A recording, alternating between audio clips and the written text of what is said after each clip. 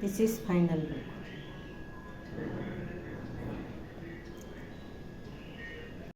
দেখো রান্নাঘরে চলে এসেছি, কি কি রান্না হচ্ছে এবার তোমাদের দেখাচ্ছি। ইলিশ ভাপাতে স্বাগত জানাই।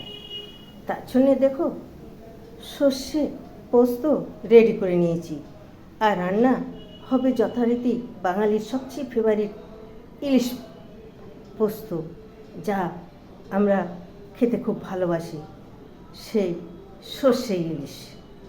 স্বাগত জানাই আমার রান্নাঘরে। পরবর্তীতে স্টেপ বাই স্টেপ দেখাতে থাকবো, আর তোমরা দেখবে আমার ভালো লাগবে।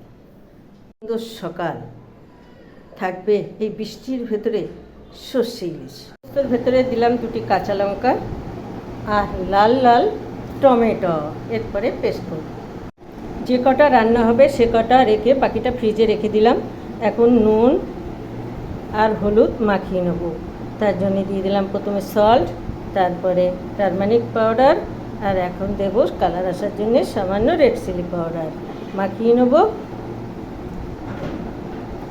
আর ইলিশ খেতে বলো ছোটো থেকে বড় সবাই ভালোবাসে, আর ইলিশ মাছ ভাজা খেতে খুবই ভালো লাগে। এভাবেই রান্না শুরু হচ্ছে। পুরো ভিডিওর সাথে থেকো, অবশ্যই ভিডিওটা ভালো লাগবে। নুন হলুদ মাখানো কমপ্লিট। কিছু সময়ের জন্যে রেস্টিংয়ে রাখবো, পারফেক্ট নুনটা মাছের ভেতরে ঢুকে যাবে।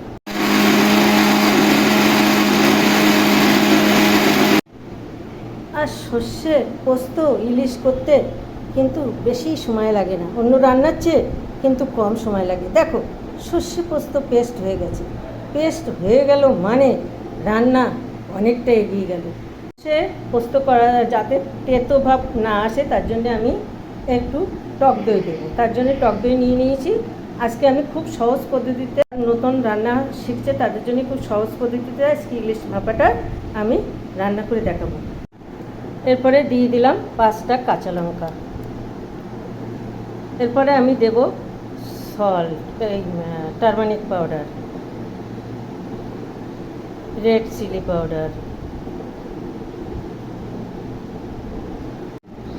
টক দই দিয়ে দিলাম। এরপরে দেব মাস্টার্ড অয়েল,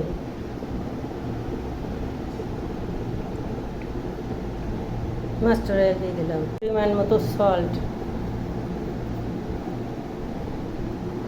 এরপরে আমি দেব এক এক করে আমি দিয়ে দেবো মাছটা দিয়ে দিলাম। একদম সহজ পদ্ধতিতে দেখাবো।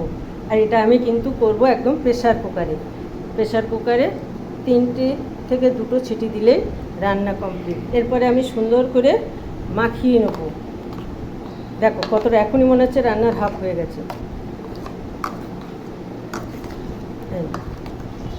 মাখিয়ে নিলাম। এরপরে আমি প্রেসার কুকারে দিয়ে দেব, দিয়ে আমি 3টে ছিটি দেব। আমার ইলিশ সর্ষে রান্না কমপ্লিট হয়ে যাবে। নামানোর পরে দেব সামান্য মাস্টার্ড অয়েল।